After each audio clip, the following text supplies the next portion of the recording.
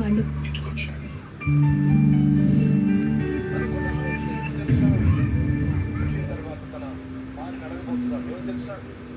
చూస్తుంటే మన గెస్ట్ వచ్చినట్టున్నారు. రా రా గిన్ని, నీకోసం ఎదురు చూస్తున్నాము. రా డాలీ, నువ్వు కూడా రా. Hello uncle. హలో గిన్ని.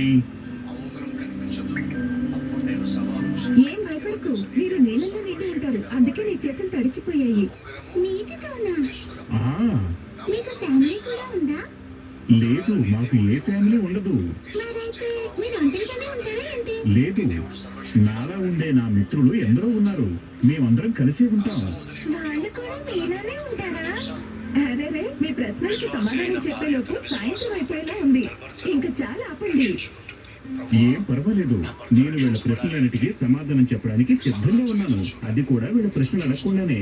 అదే నేను మిమ్మల్ని ఫ్యాక్టరీకి తీసుకువెళ్తాను. అక్కడే క్లౌడ్స్ తయారవుతూ ఉంటాయి.